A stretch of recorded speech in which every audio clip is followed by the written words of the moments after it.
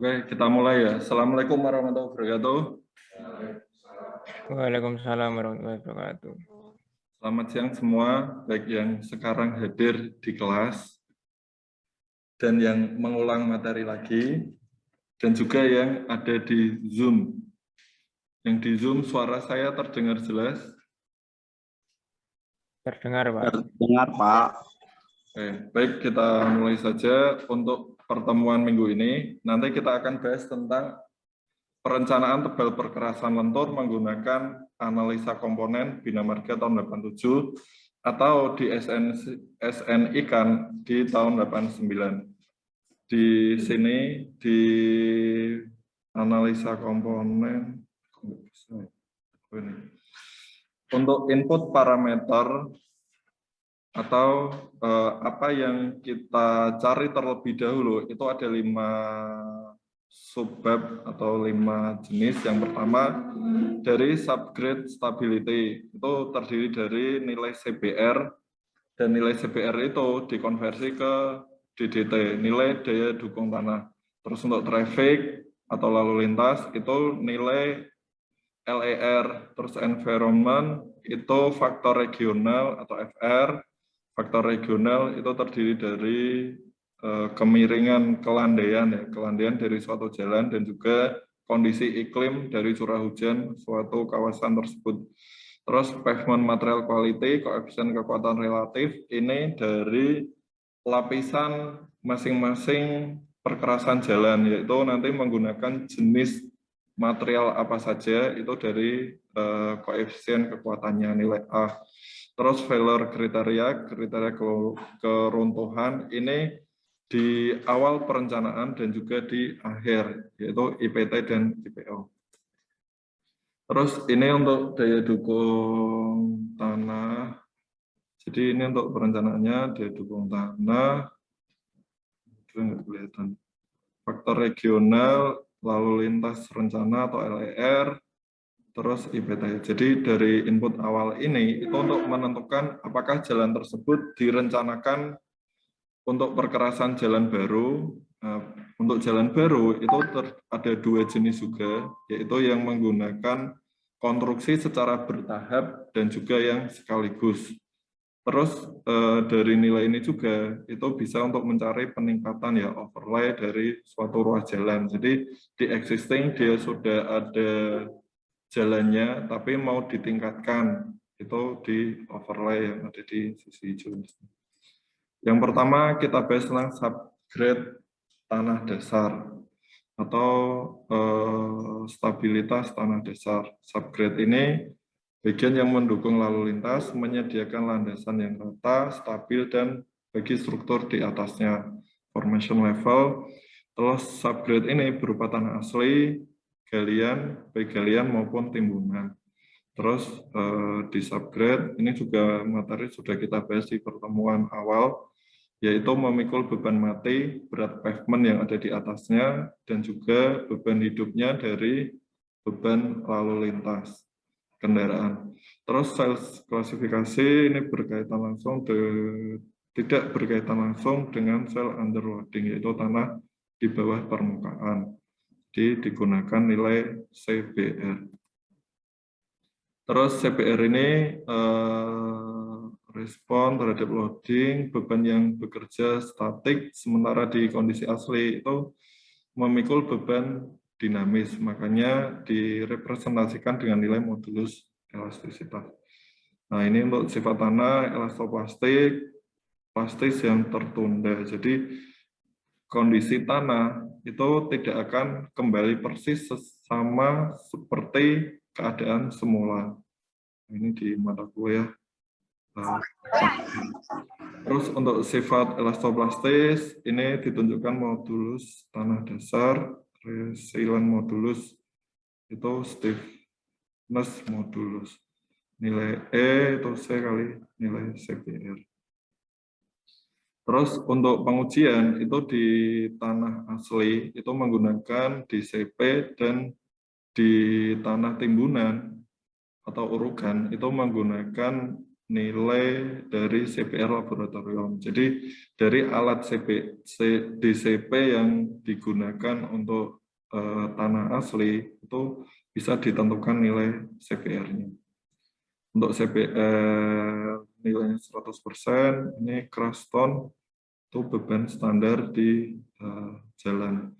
Terus untuk perencanaan diambil pada kondisi tanah yang terjelek. Jadi diasumsikan tanah terjelek saja nanti mampu untuk menahan beban yang bekerja di atasnya. Apalagi nanti kondisi tanah yang lebih baik dari kondisi yang terjelek. Jadi satu segmen jalan itu belum tentu nilai CPR-nya sama dan juga kondisi tanah yang sama.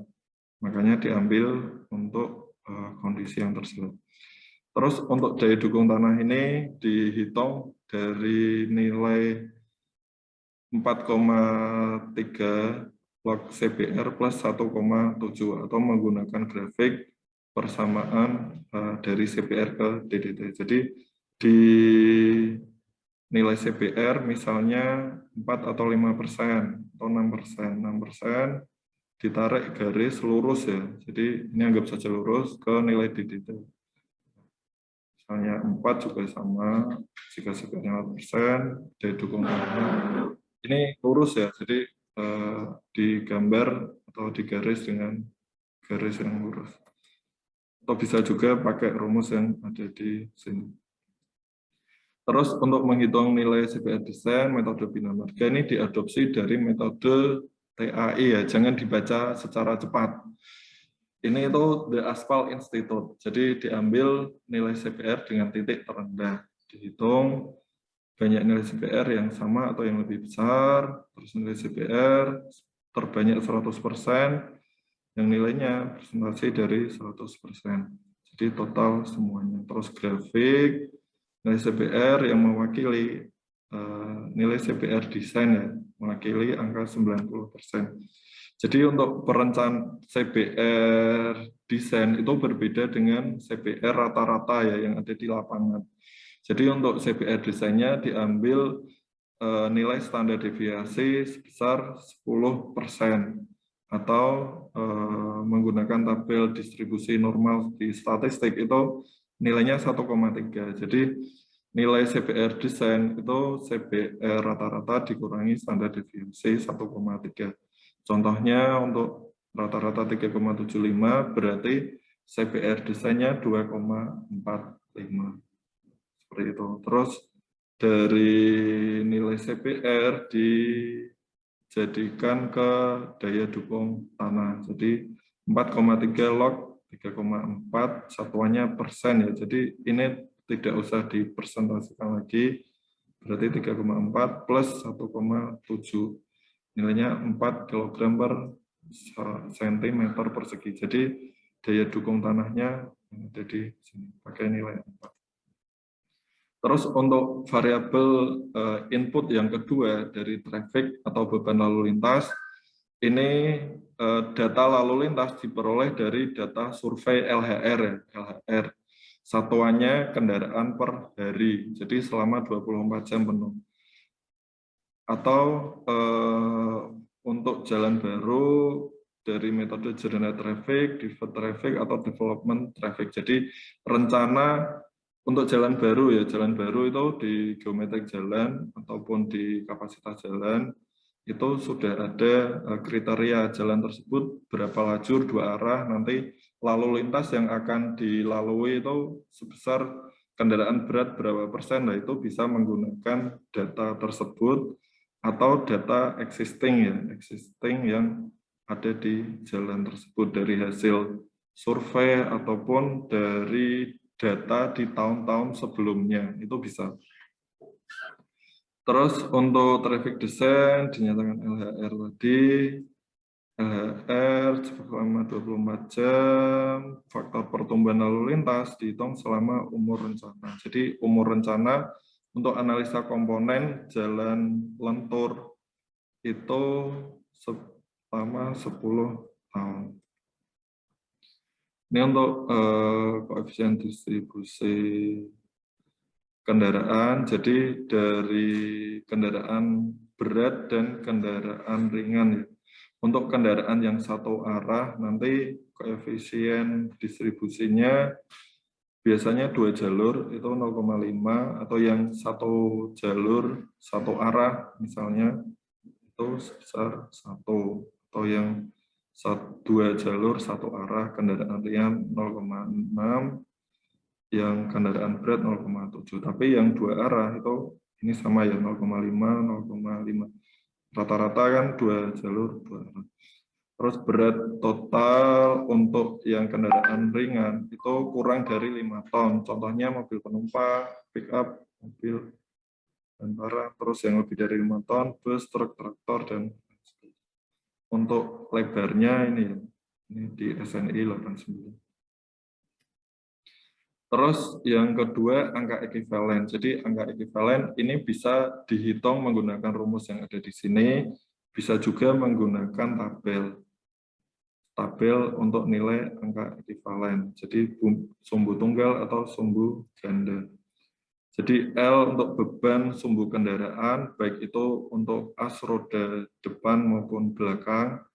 Terus nilai 8,16 ini dari faktor Demetz faktor ya. Jadi sumbu muatan terberat di perencanaan jalan ini. Jadi Bina Marga 87 itu sumbu as tunggal muatan terberat itu sebesar 8,16 ton. Nanti berbeda dengan yang di manual desain perkerasan jalan 2017. Jadi kalau kita pakai ini nanti semua nilai beban dari kendaraan baik itu ringan atau berat itu diarahkan atau dihitung menggunakan sumbu muatan terberat. Atau misalnya di MKJI itu ya, MKJI semua kendaraan dijadikan ke satuan mobil penumpang untuk kapasitas jalan. Di perkerasan jalan itu dijadikan ke sumbu muatan terberat ya, 8,16 ton.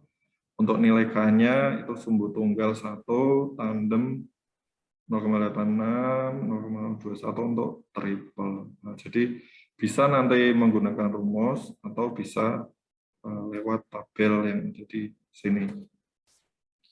Ini untuk konfigurasi persentase ya. Persentase dari sumbu kendaraan untuk yang kendaraan ringan 1,1 itu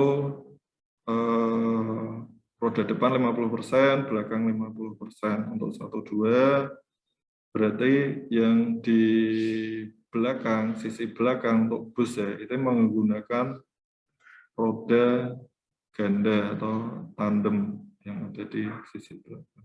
Dan seterusnya. Ini untuk sumbu misalnya 1 ton, itu sumbu tunggalnya, nilai angka ekivalensinya 0,0002. Ini nilai ini juga dari rumus yang ada di sini. Jadi boleh pakai tabel ataupun dari rumus tersebut.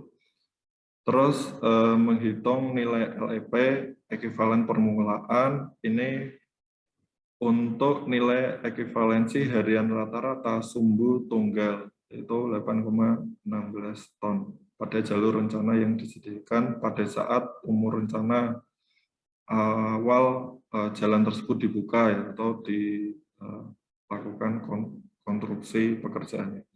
Terus untuk akhir juga di akhir dari sumbu terberat 8,16 ton.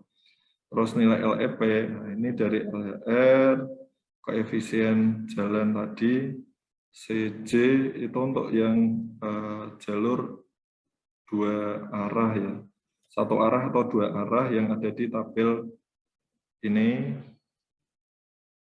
Terus untuk nilai ekivalen itu dari ini tadi total ya, total satu kendaraan. Jadi apakah kendaraan tersebut misalnya 2 ton, yang depan 1, belakang 1 berarti di jumlah 0,02 tambah 0,2. Itu ya, dikalikan. Terus untuk LEA itu dari LP, LEP tadi, nilai yang sudah diketahui, dikalikan dengan umur rencana yang tingkat pertumbuhan lalu lintas selama umur rencana. Jadi tingkat pertumbuhan lalu lintas selama misalnya 10 tahun. Itu selama 10 tahun ke depan, itu lalu lintas harian rata-ratanya itu nilainya berapa. Itu dikalikan yang ada di sini. Terus untuk tengah, dari setengah LEP plus LEA tadi. Untuk LER itu jadi tahapannya tadi LEP, LEA, LET sudah, LER, LET kali faktor penyesuaian. Faktor penyesuaian ini dari umur rencana dibagi 10. Itu ya untuk lalu lintas. Terus yang ketiga, untuk kondisi lingkungan. Kondisi lingkungan ini ditentukan faktor regional. Apakah kondisi jalan tersebut landai ataupun curam seperti itu dari nanti tabel yang ada di faktor regional. Terus di persimpangan pemberhentian atau tikungan tajam itu nilai FR ditambah setengah. Di daerah rawa ditambah 1. Nah, contoh ini curah hujan 800, kelandian 65%, data traffic kendaraan itu kurang dari 30%. Maka, jadi dilihat di tabel yang ada di sini. Jadi ditentukan dulu nilai curah hujan, data curah hujan yang ada di kota atau daerah tersebut, terus data kelandaian ya, kelandaian memanjang. Jadi untuk long sectionnya dia apakah kurang dari 6% atau antara 6% sampai 10 atau di atas 10%. Jadi didapatkan nilai terus di jumlah persentase dari kendaraan berat ya, nanti. Jadi perbandingan kendaraan berat dan kendaraan ringan lainnya. Itu apakah kurang dari 30% atau lebih dari 30%. Untuk persimpangan tambah 0,5, jadi nilai ini ditambah 0,5. Misalnya nilainya 1, jadi ditambah 0,5, jadinya 1,5. Terus daerah rawa ditambah nilai 1. Terus itu yang faktor regional. Yang keempat itu ada pavement material kualitas material perkerasan. Jadi perkerasan lapis perkerasan jalannya itu kita tentukan di awal. Apakah menggunakan plaston atau ACWC, terus lapisan pondasi ya ada LPA dan LPB. Jadi untuk masing-masing nilai koefisien A-nya, A1, A2, A3, itu sudah ada di tabel ini. Jadi A1 itu untuk yang lapis permukaan, terus lapis pondasi atas untuk A2 dan pondasi bawah di A3. Ini masing-masing nilainya. Jadi nilai yang ada di sini. Stabilisasi tanah, semen, untuk lapis fondasi atas ini 0,13. Jadi dari tabel-tabel ini nanti ditentukan. Jadi mau laston yang dengan kekuatan berapa itu sudah ada. Terus yang terakhir itu faktor keruntuhan. Jadi dari nilai IP 0, IPO, dan juga IPT. Ini selama umur rencana ya, IPO berarti untuk awal rencana dan IPT untuk akhir indeks permukaan akhir.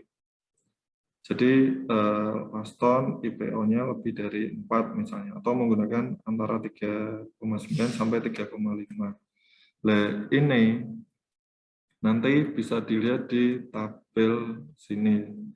Jadi laston atau las butak, nah, jadi menggunakan IPO, dan kalau untuk IPT akhir itu tergantung dari klasifikasi jalan. Jadi akhir apakah fungsi jalan tersebut lokal, kolektor, atau arteri. LER diambil IPT IPT. Jadi ini contohnya dari nilai LER. Jadi LER tadi tetap masih dipakai.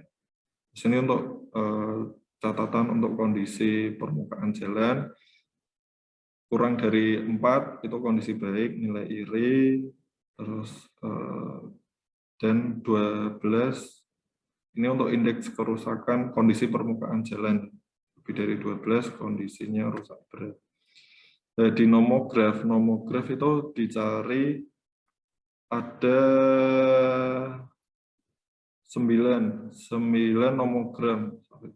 9 nomogram terdiri dari tergantung dari IP0 dan IPT. Jadi di awal misalnya ini IP0 lebih dari 4, IPT 2,5. Jadi di awal nanti nilainya ditentukan apakah nilainya lebih dari 4 atau antara sekian dan lain sebagainya. Itu dari diagram nomogram yang ada di sini. Jadi penggunaannya ini dari daya dukung tanah misalnya 4 ke nilai ditarik garis ya, nilai LER-nya berapa, misalnya 300. Nah, jadi dari garis ini itu ketemu nilai IPT yang ada di sini. Terus dari IPT ini ke faktor regionalnya misalnya 1. Nah, 1 ya udah nanti ketemu nilai IPT aksen sebesar berapa. Nah, itu yang digunakan untuk menentukan tebal perkerasan jalan. Terus ini untuk batas minimum tebal perkerasan dari lapis permukaan atau yang lapis pondasi. Jadi pondasinya nanti menggunakan pondasi jenis apa, itu minimalnya ditentukan sekian. Terus lapis pondasi bawah, minimum pondasi bawah 20 cm. Jadi itu penggunaannya. Terus ini nilai IPT tadi ya, IPT aksen. Jadi dari A1 koefisien tadi di tabel ini ya. Jadi nilai A1, A2 dan A3 itu dari masing-masing tabel ini. Terus dikalikan nilai D1, 2, 3 ini untuk tebal. Jadi tebal masing-masing lapis ya, dari pondasi, bawah, atas, dan permukaan di jumlah. Untuk contohnya ada di perhitungan ini. Jadi survei lalu lintas itu di tahun 2004. Jalan lajur dua arah direncanakan selesai 2008. Pertumbuhan lalu lintas 2004 ke 2008 itu 10% dan 2008 ke 2018 8%. Tanah dasar desain sudah 6%, dan yang dipilih surface AC atau aspal konkrit ya, laston, terus base batu pecah kelas A dan sub base batu kelas B untuk menuju keruntuhan di IPO atau IP0-nya ini nilainya 4 dan IPT 2,5. Jadi dari data 2004 surveinya jalan tersebut akan dilalui kendaraan 2008 ya. Makanya dari 2004 ke 2008 itu tingkat pertumbuhan lalu lintas 10%. Berarti dihitung dari nilai LHR 2004 dicari LHR di 2008 sebesar tingkat pertumbuhannya 10%. Berarti yang dari ringan 2 ton sampai truk as 1.600 dikali 1 plus 10% ya, ini pangkat 4 N-nya. N dari tahun 2004 ke 8 atau 4 sampai bawah. Terus yang sampai akhir umur rencana 2018 10 tahun tadi tingkat pertumbuhannya 8%. Ini juga ada di soal ya. Jadi kadang tingkat pertumbuhannya sama, bisa jadi beda selama 10 tahun. Jadi dicari nilai LHR untuk tahun 2018. Jadi dari data 2008 ini, dari data 2008 dicari ke 2018. Jadi nilainya jadi sini. Ini 8% ya. Jadi 0,08 pangkat 10 tahun. Terus untuk nilai damage factor, vehicle damage factor, itu angka ekivalen dari tabel ya, 2 ton 11, depan 1 ton, belakang 1 ton, 0,02 tambah 0,2 jadi 0,4, yang bus 3T 5T ini sama. Terus yang sumbu ganda itu dicari yang 14 ton sumbu ganda di tabel.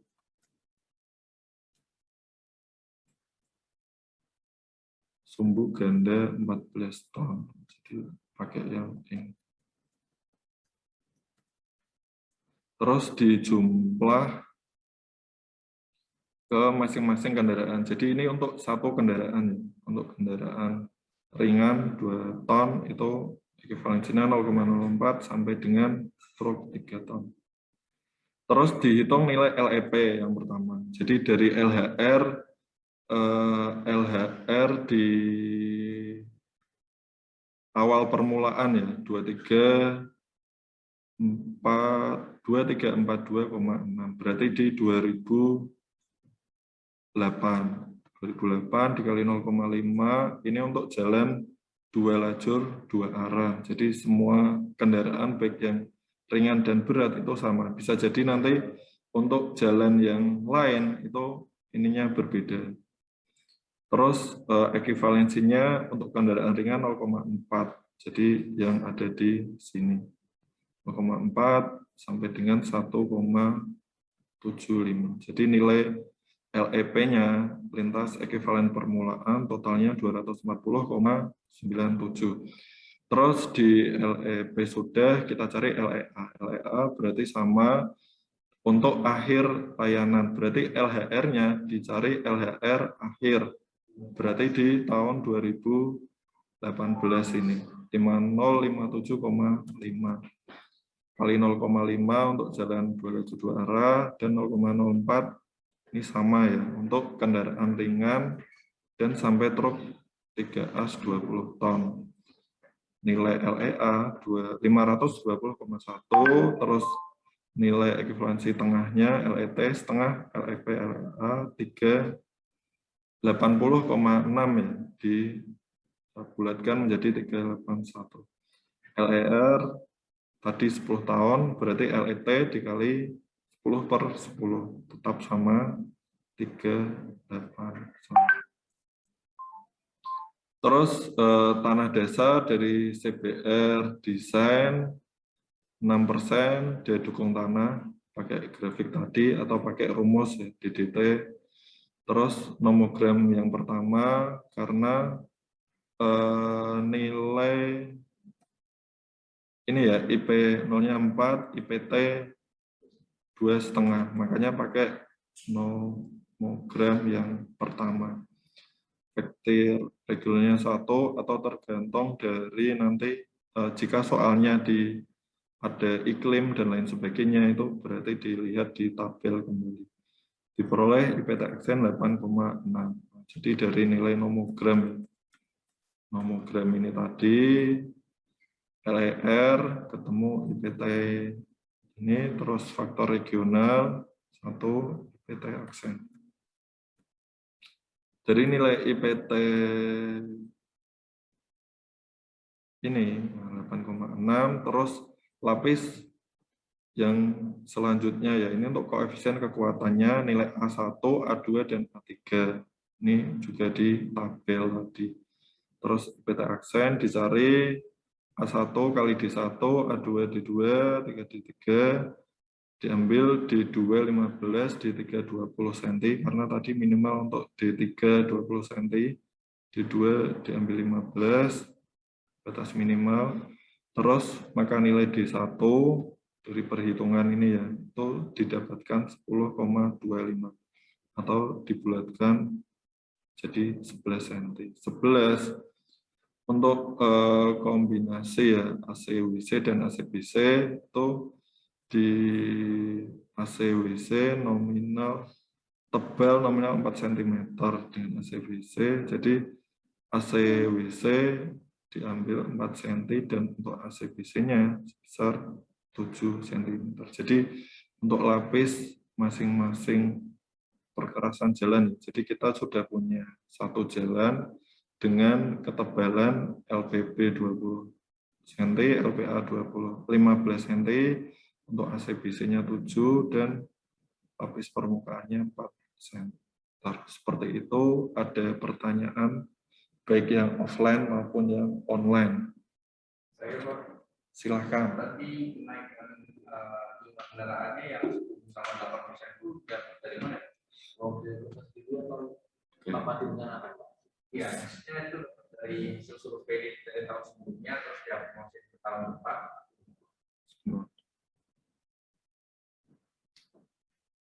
Yang di Zoom dengar nggak pertanyaan dari Okta? Ini ya? Ya, 10 sama 8%. Oke, itu dari soal. Jadi pertanyaan dari Okta, nilai pertumbuhan lalu lintas apakah ditentukan nilai 10 atau 8, itu dari mana? Itu dari soal ya, soalnya sudah ada segini. Terus di kenyataannya gimana jika kita memang benar-benar mau merencanakan? Itu ada beberapa variabel yang digunakan pakai data statistik BPS misalnya dari tingkat pertumbuhan populasi ya, populasi di daerah tersebut, atau pakai data pertumbuhan kendaraan. Jadi di BPS itu ada data pertumbuhan ya, misalnya penjualan atau tingkat penjualan ya, dari data penjualan kendaraan, dari tingkat pertumbuhan kendaraan itu juga bisa. Jadi di beda-beda kota bisa jadi beda, atau dipakai data misalnya se-Indonesia gitu ya. Misalnya jalan nasional berarti pertumbuhannya kan dari segi nasional.